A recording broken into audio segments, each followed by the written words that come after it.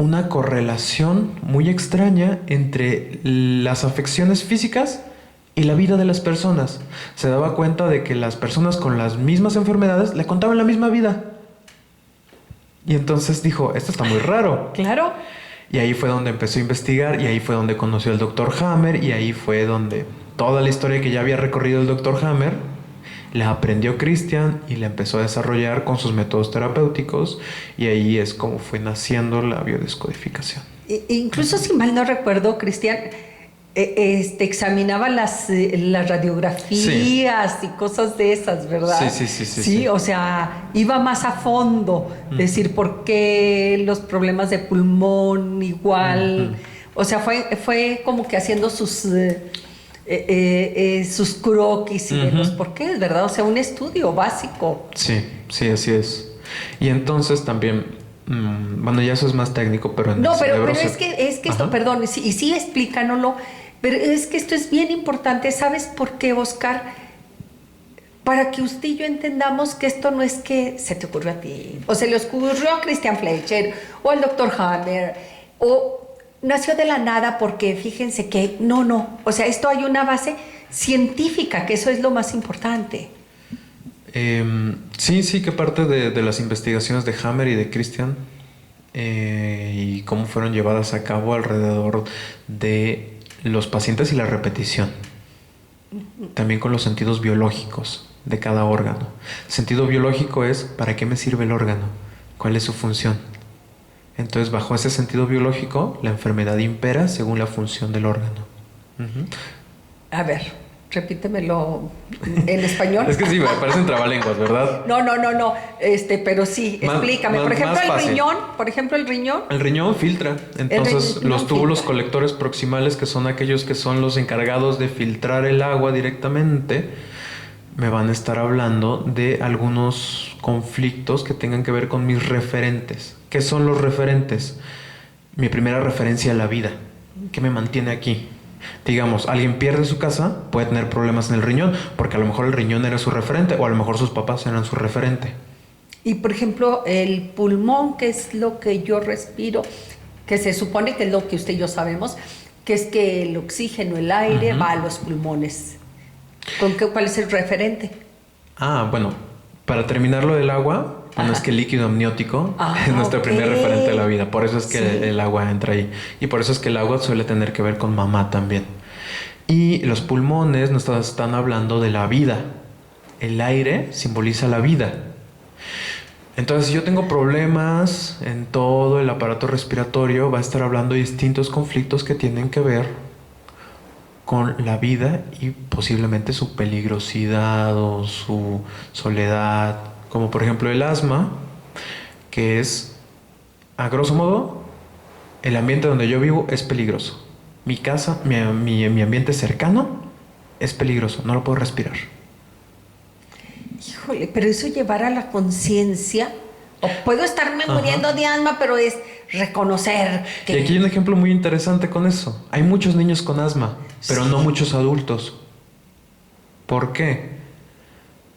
Porque el niño es asmático mientras vive con papá y mamá, pero se va de casa y ya no tiene asma. Y eso pasa bastante. Pero no lo separas de papá y mamá. Sí, o sea, digamos, uno crece, se muda de casa... Y se te quita el asma.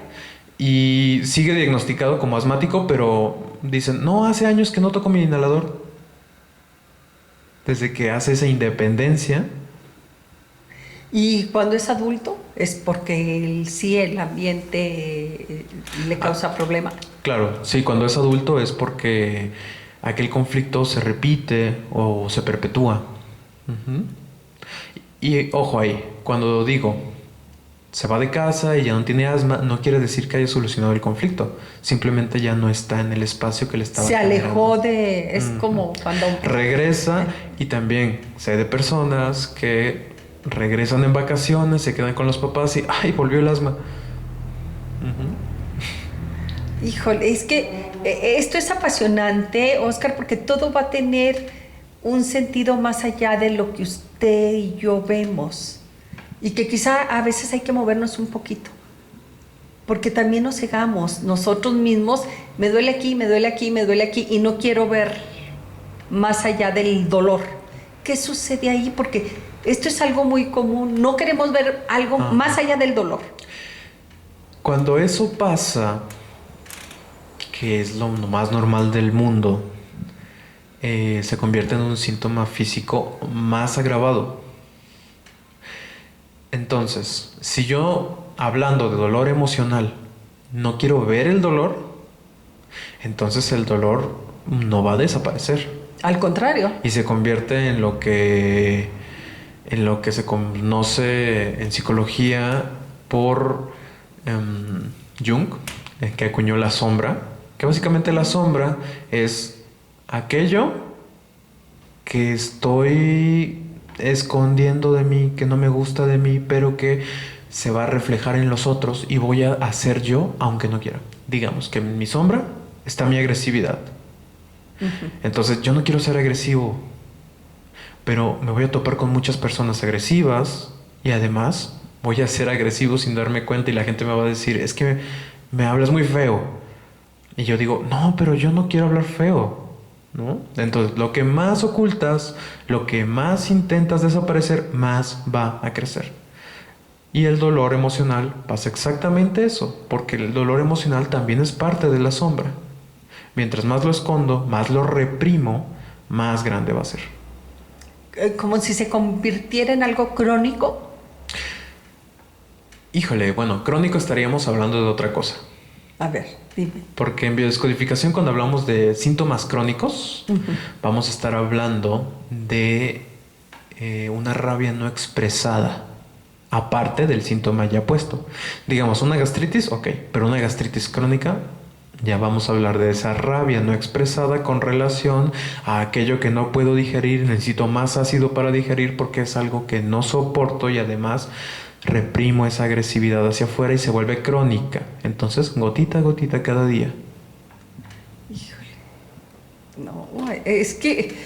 y estoy segura que ustedes también ya están pensando en 20,000 preguntas y de qué le digo, y todo el mundo ya quisiéramos sacar nuestros trapitos al sol. ¿Y el reflujo? También va por donde mismo, porque como puede ser también esta cuestión ácida del cuerpo, necesito más ácido y ese ácido es para disolver algo que yo no puedo tragar. Y entonces lo simbólico se convierte en literal en nuestro cuerpo. Digamos, yo no puedo tragar a alguien de mi familia, yo no puedo tragar a mi pareja, yo no puedo tragar a mi jefe. Entonces se va para allá. Y el reflujo igual. O sea, pero todo también va a tiene tener que una ver con explicación. querer devolverlo. Sí, con querer devolverlo. No nomás no me lo traigo, no sino que lo solamente vomito. el ácido, sino exacto. Es como, se me regresa. Se me regresa. Ahora sí, y no, yo todavía quisiera, no te creas, sí, ¿cómo llega después? Porque una cosa es todo el estudio de Christian, de Hammer, de todos estos médicos dedicados a la ciencia y a la investigación, en que dicen, esto tiene correlación emocional con lo físico. ¿Cómo llegaron a encontrar, no sé, una técnica para romper esto? La técnica de biodescodificación es una mezcla de varias cosas, en realidad. Tomó algunas herramientas de diagnóstico de psicoanálisis, de abordaje terapéutico de hipnosis ericksoniana, herramientas de Gestalt, algunas herramientas que he notado ahí que no dice, pero también tienen que ver con constelaciones un poquito. Y todo esto, combinado también con programación neurolingüística, es lo que se implementa para volver a ese momento en el que se implantó esa creencia, se implantó esa estructura, se implantó el bioshock y hacer el cambio del movimiento. Que es dar ese recurso que faltó.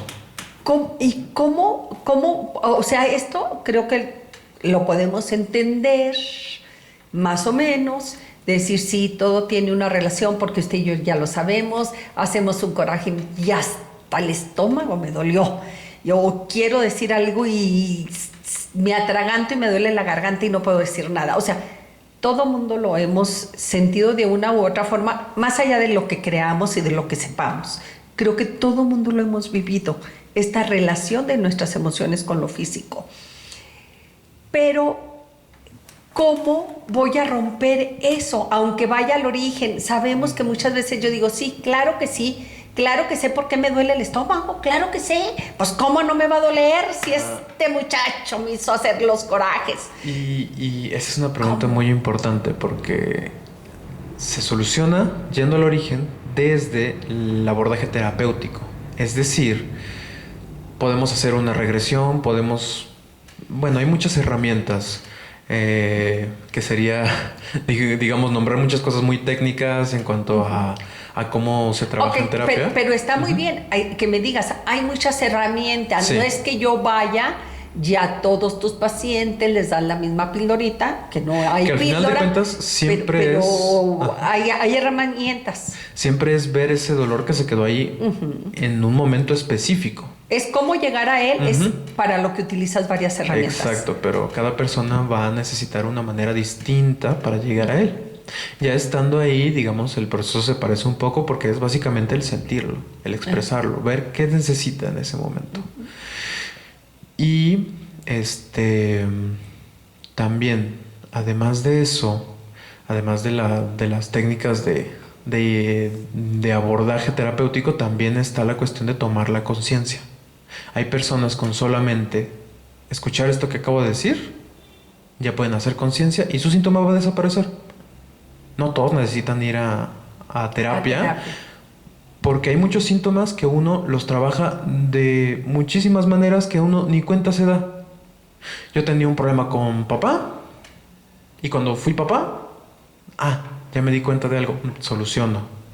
O en una película, me aportó algo y soluciono. Y sin darse cuenta las personas... Como cuando dijéramos, me cayó el 20. Exacto. Y en ese cayó el 20, si cae bien, hace cambio. Entonces, con solo saberlo, ya puede haber cambio. Hay otras veces que no. Entonces, las herramientas o las terapias van avanzando dependiendo, si me cae el 20 luego, pues ya, a gusto, pero si con esa herramienta no utilizarás otra, tienes en tu escritorio, a tu mano, sí, cualquier herramienta para llegar al fondo. Sí, en realidad no es tanto como si esta herramienta no funciona en esta terapia, ¿no? Porque siempre se utiliza la herramienta que funciona. Es decir, yo como terapeuta voy viendo cuál va a ser la que... Ese es tu trabajo, ¿verdad? Sí. No, o sea, no voy así como, a ver si esta funciona. Sí, no es que digas tú, este tornillito, no, a ver, tráiganme el otro. No, tú, para eso haces el diagnóstico. Entonces, partiendo de eso, por eso decía, con una terapia la mayoría de las veces es suficiente. Ahora sí, dime, la biodecodificación, ¿en qué consiste? No nomás porque me dijiste, en llegar al origen del problema, el biochoc. Sí. Biochoc. Y es como desactivar esa bomba que estaba ahí latente. Sí, básicamente sí. Sí. Y de veras, te lo prometo que ahorita que te dije, me imaginé que llegas y dices tú, pues ¿qué haces con eso? Pues la desactivo, como con la granada que le sacan el switch para que estalle así de decir, bueno, sí, ya, ahí. Por esto que decías tú hace rato, es llegarte al fuego y que vuelvas a sentir el calor. Exacto. Que te queme. Porque si no pasamos toda la vida nomás quemándonos poquito, es decir, reviviendo el conflicto una y otra vez. Y creamos patrones de vida, patrones de trabajo, patrones de pareja. Y en donde quiera nos va a pasar lo mismo. Exacto. Hablando de patrones, ¿también esto tiene que ver? Sí, la biodescodificación se ha extendido también a cuestiones del comportamiento, porque también tiene su origen desde cuestiones de BioShock, su relación con el cuerpo. Básicamente ahora lo que se hace con biodescodificación es que se puede abordar cualquier conflicto desde el cuerpo y en relación al cuerpo. Es decir, yo tengo un trastorno de comportamiento. Que no sea algo que me saque de esta realidad, porque digamos, una persona con esquizofrenia no va a poder trabajar biodescodificación porque no tiene contacto con la... Porque no hace Exacto. Sí. Entonces ahí sale de mis competencias. Ajá.